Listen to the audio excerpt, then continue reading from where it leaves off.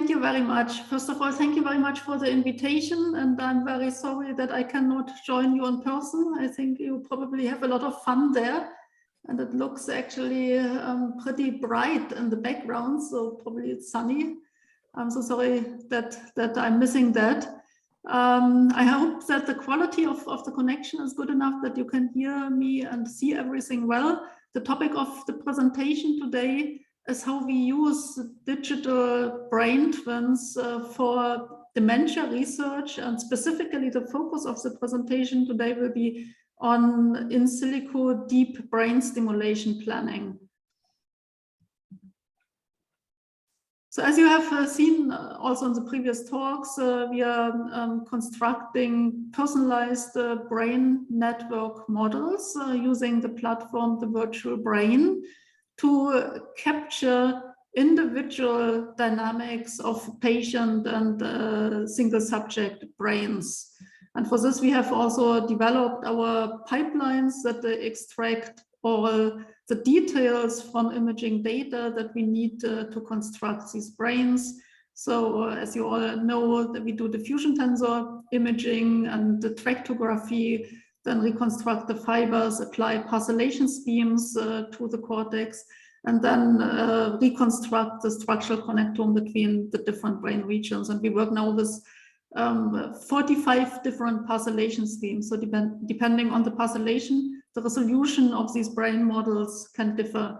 The pipelines now exist as container images, so all the processing can be done system independent, and interested users can just pull the image and apply it to their own imaging data.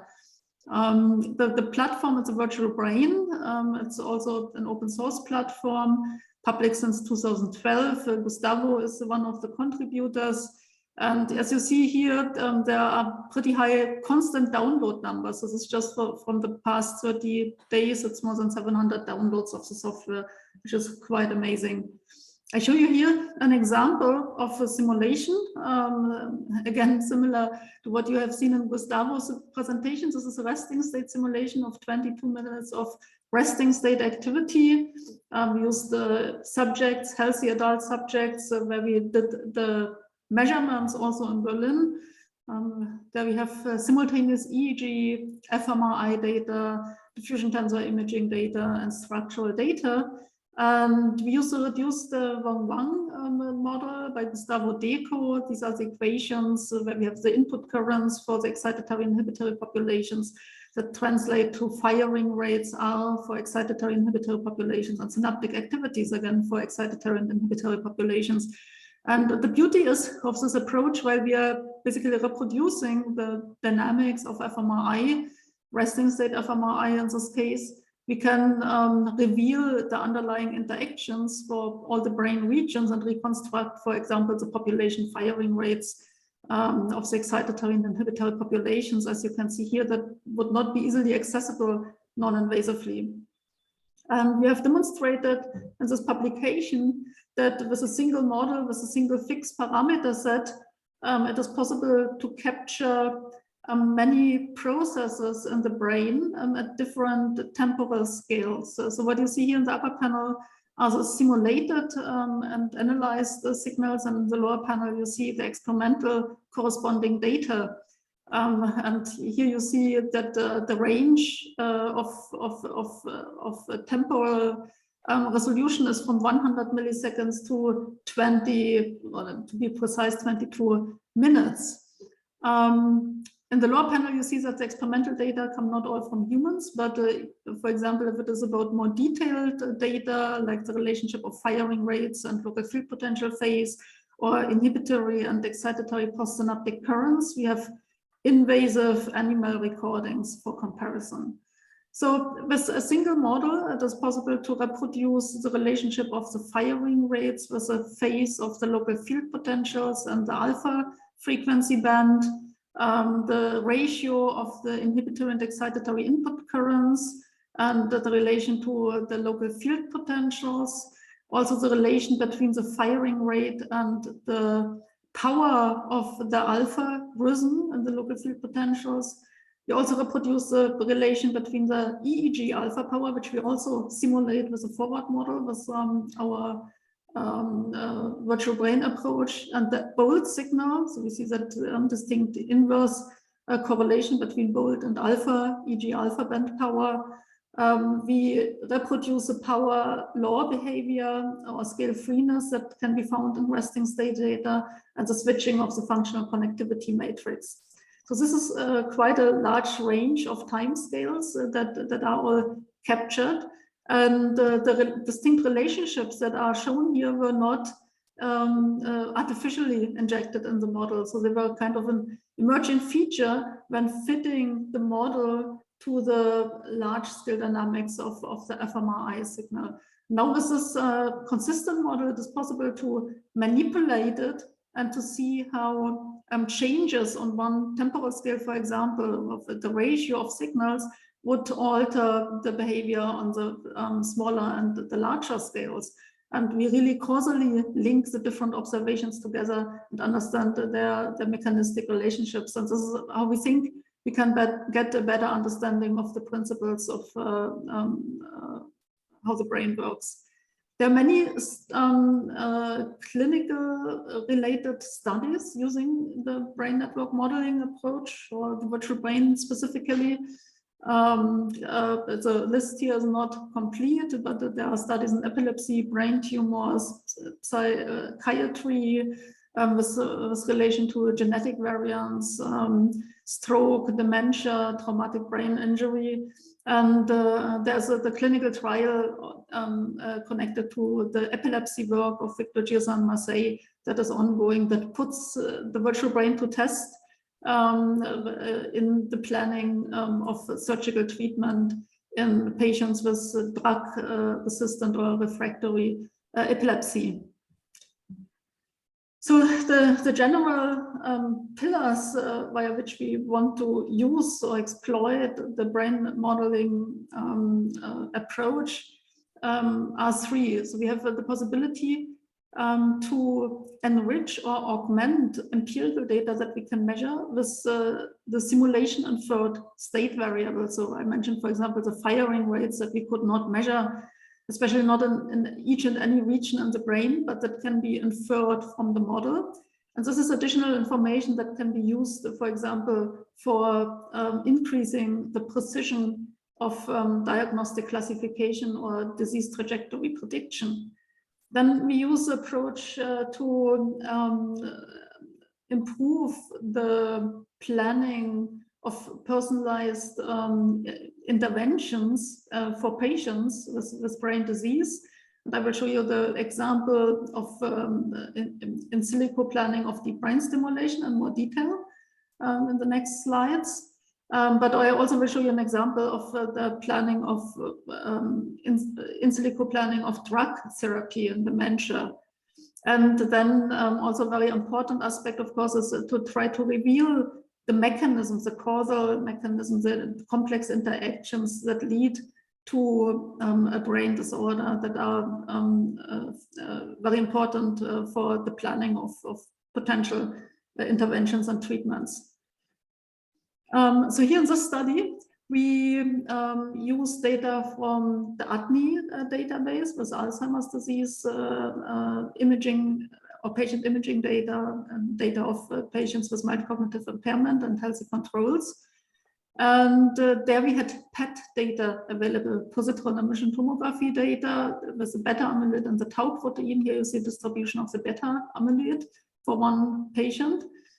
And from the literature, we know that in the vicinity of the beta amyloid protein, which is accumulating in brains of Alzheimer's disease patients, in the vicinity of this protein, the function of inhibitory interneurons is impaired. And this leads to disinhibition of excitatory neurons, to hyperexcitation, excitotoxicity, and even cell death. And this cause and effect model can be now included in our brain network models. And depending on the burden of the beta amyloid, this is a coupling function, that the impact will be differential on the function of the inhibitory neuronal population.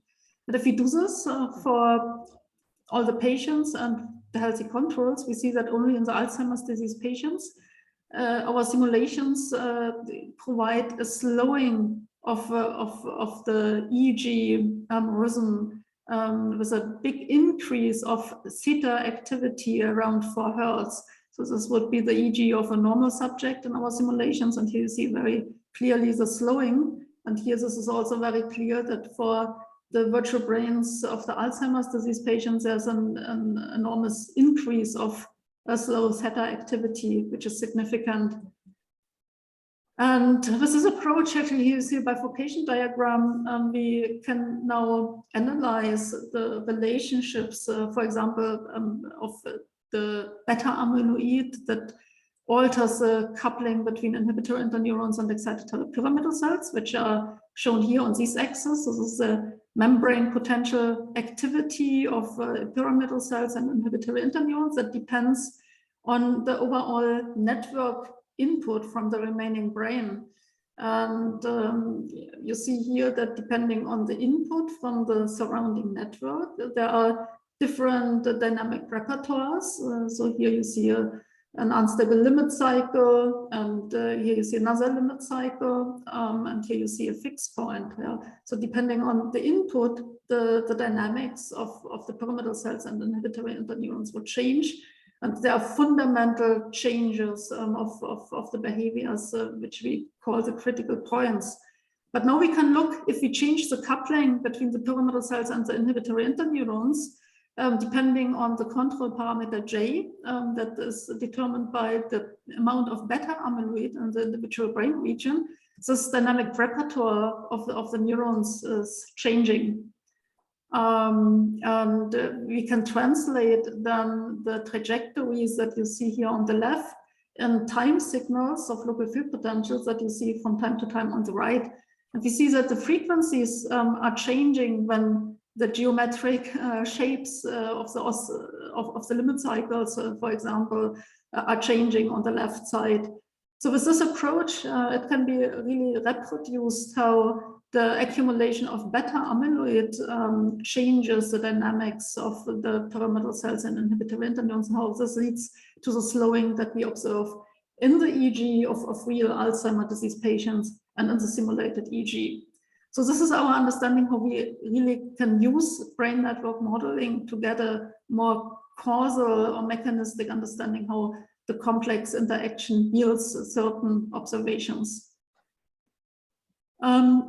So in dementia, and in particular in Alzheimer's disease, there's a theory of hyperexcitation due to disinhibition, and therefore it is a logical step to use an NMDA antagonist for treatment. And this is indeed done in dementia patients. One applies or provides memantine, an NMDA antagonist, which often for even Alzheimer's disease patients leads to a temporary relief of the cognitive symptoms.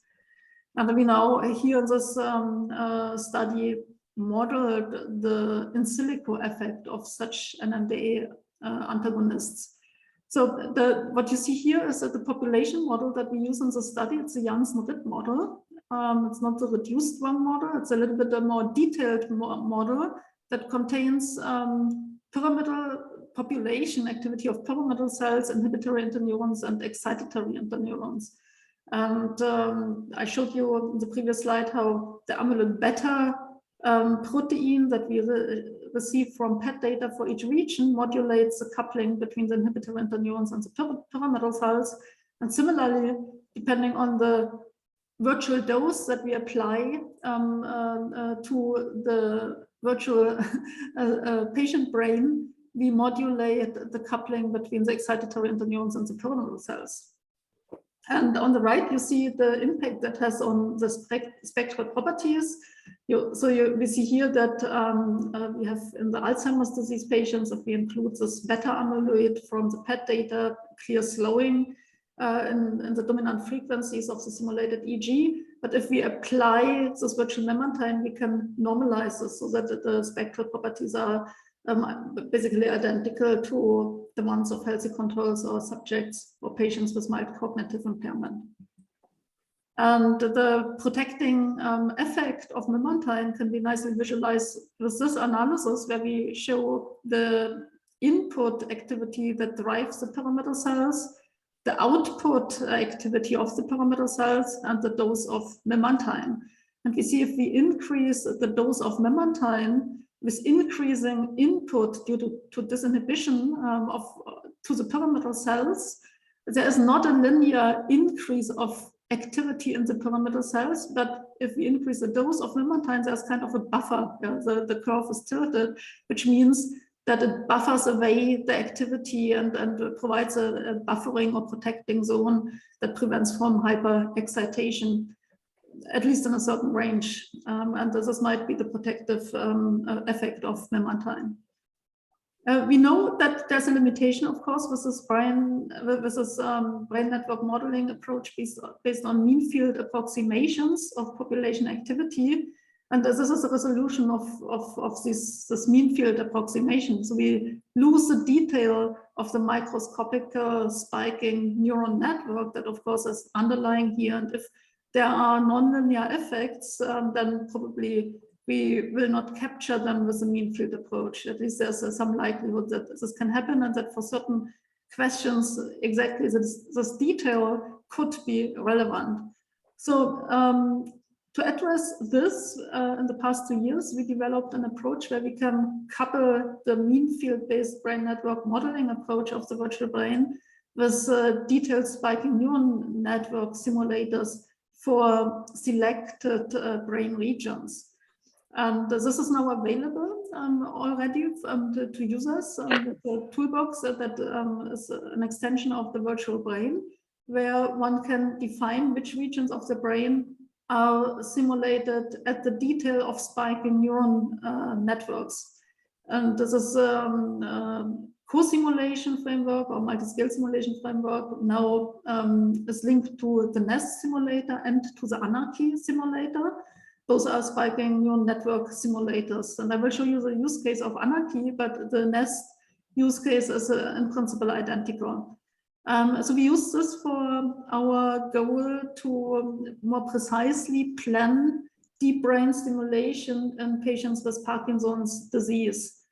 And this is just a technical kind of illustration of how we couple the variables of the virtual brain, in this case the spike rate variables, to the spiking neuron network of the detailed simulator Anarchy or NEST.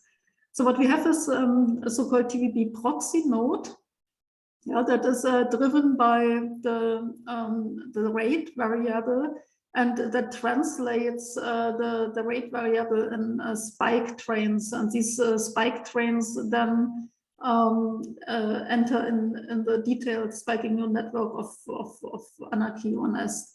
And the other way around, we have a monitor that counts the spikes that are generated by the spiking neural network and computes an average rate, and then this enters the equation of the virtual brain as a rate variable. So now with this multi-scale modeling approach, we bridge between the different scales that are affected by deep brain stimulation in the brain. And I show you how we use this co-simulation approach to predict the effects of deep brain stimulations in patients. And we did not start at zero here, but we built our work on preceding work by the team of Fred Hamka, who actually is the lead of the Anarchy simulation, detailed spiking neural network simulation framework. And they have previously collaborated with Andrea Kühn, who is an expert in motor disease and deep brain stimulation here at the Charité, and Andreas Horn, who just moved from the Charité to Harvard. They already worked for a long time in this field, and Fred Hamka used data from Andrea Kühn to tune a basal ganglia spiking neuron model with Anarchy. So this model did not really consider the entire brain network, but it was a model that consisted of the most important basal ganglia nodes, thalamus, and one summary cortical brain regions. And they tuned the basal ganglia network based on MRI data, fMRI data they received from the team of Andrea Kuhn and Andreas Horn, from real patients and also from healthy subjects. So we took this already for patients and healthy subjects tuned spiking neuron basal ganglia network and incorporated this in our co-simulation framework. And as a first step, we just let it run there without turning on the whole brain network of the virtual brain to see whether we were reproducing their findings, which was the case. Then as a next step, we turned on the whole brain network surrounding the detailed basal ganglia network and simulated resting state activity for the patient, for the healthy control and for the patient. And we're able to compare this, and you will see later how this looked. Then, as a next step, we use a patient virtual brain and apply artificial deep brain stimulation. We applied different patterns of stimulation and also stimulated different anatomical regions, as I will show you later. So this is how the basal ganglia network was constructed, that we took from the work of Fred Hamke, and this was coupled to the whole brain network that was implemented by the virtual brain. So as you can see here, the basal ganglia network consists of striatum regions, the direct and the indirect projection neurons, the subthalamic nucleus, the globus pallidus externus, internus, and the thalamus. And the subthalamic nucleus and the thalamus are also coupled and provide feedback to the whole brain network. So for the connectivity matrix, we here used the connectome provided by the Peterson Atlas. And the Peterson Atlas is based not only on tractography data, but also on histological data. And this is curated by anatomical experts. So different sources have been used for deciding about the connectivity, and the focus was put indeed on the basal ganglia. So the Atlas was created to develop a more fine-grained connectivity scheme for the basal ganglia with the rest of the brain. We use this connectome, and here you see this actually. So it's not covering the entire brain. It's really just a network that is connected to the basal ganglia nodes. And as you can see here, we embedded in this Peterson connectome the basal ganglia network as provided by the Fred Hamke team. So as I mentioned, they have tuned it based on the data they had available for healthy controls and for patients. This is a tuned, these are the tuned connectivity weights, and we embedded this in the Peterson connectome. These are the resulting structural connectivity matrices for the patient and for the control. And we now apply or inject stimulation. For the globus pallidus internus, we use the constant inhibitory stimulation because there it is very well known that stimulation leads to inhibition of the globus pallidus internus. But for the subthalamic nucleus, we compared a biphasic stimulus, as you can see here, and a monophasic stimulus. And the biphasic stimulus is actually the one that typically is used in the clinical setting. We choose also the monophasic stimulus because in modeling studies, often a monophasic stimulation has been applied. And so we can compare the outputs also to other modeling results. So what we now get is for the spiking neural network, we get the detailed spike trains. And here you see this for the resting state. So these are the different structures, globus pallidus internus, subthalamic nucleus, and the thalamus. And here you see it upon stimulation of the globus pallidus internus. As I mentioned, this is a constant inhibitory stimulation, and the patterns for biphasic stimulation of the subthalamic nucleus and monophasic stimulation of the subthalamic nucleus. These are some values, and maybe we just focus on the thalamus, because it is known that the thalamus in Parkinson's disease patients has a decreased firing rate. And this is what we see. So here we have the resting state control and the resting state patient. If we now look at the thalamus firing rates, we see that indeed in our model, the firing rate in the thalamus of the patient is decreased. Yeah, it's in around 11 hertz compared to the resting state control, which is around 20 hertz. And upon stimulation, which here you can see the values for stimulation, globus pallidus internus, subthalamic nucleus biphasic and monophasic, we increase the firing rate back to the normal baseline around 19-20 hertz. And here you see again the effects on the spike trends that we can now look at in more detail and also analyze statistically. The statistical analysis is seen here on the right. So here you see the decreased thalamic firing in the patient with no stimulation. And here you see the firing rates on the thalamus upon stimulation of globus pallidus internus, subthalamic nucleus with biphasic and monophasic stimulation. And as a nice addition, we now can also look at the cortical effects. Yeah? So this is here one example of the cortical effects with subthalamic nucleus biphasic stimulation. But here you see all the effects. This is what I mentioned earlier, the difference in the resting state without stimulation between the patient and the healthy control. Then here you see the effect of the cortical effect of globus pallidus internus stimulation in the patient, and here the effects of subthalamic nucleus stimulations, biphasic and monophasic. And interestingly, for example, for the monophasic stimulation, we do not just only get cortical activations, but also deactivations of the supplementary motor area, here the medial wall, as you can see here. So with this co-simulation approach, we get much more detailed predictions of the outcome of stimulation in individual patients.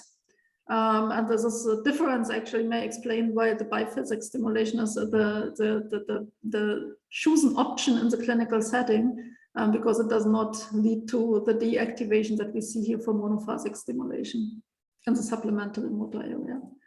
So the goal is to now do an extensive validation of this approach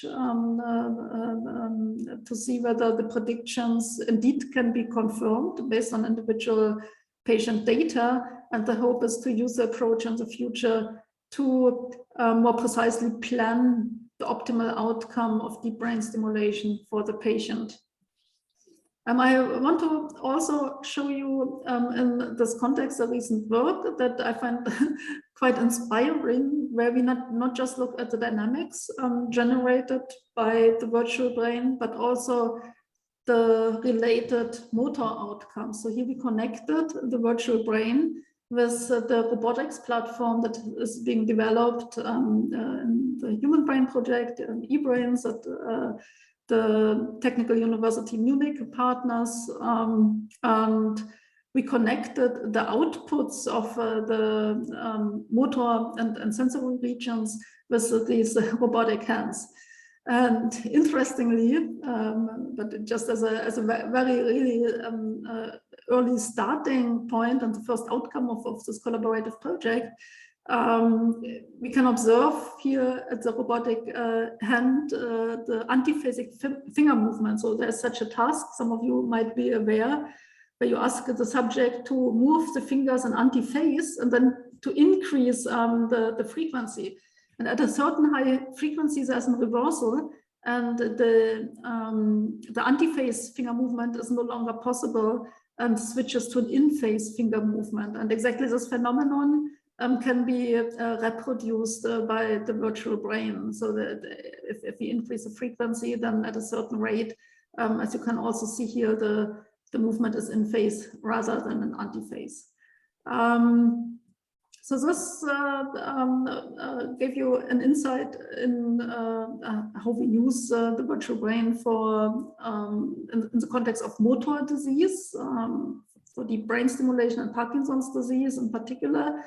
But of course, especially in neurodegenerative disease, we know that there are very complex cascades, molecular signaling cascades often involved in the disease. And what you see here are 124 such signaling cascades that have been identified from the literature that are thought to be changed in Alzheimer's disease. Yeah? So this has been generated by the tool Skyview, which is an automated literature mining tool that searched over 35 million publications. And the resulting graphs, knowledge graphs, can be accessed with an API and visualized. So the question is now how, if we know that there are such changes, how would these changes impact the dynamics of the brain? And can we maybe consider them to increase the plausibility of our brain simulations output? So what you see here is actually exactly this knowledge graph coming from Skyview.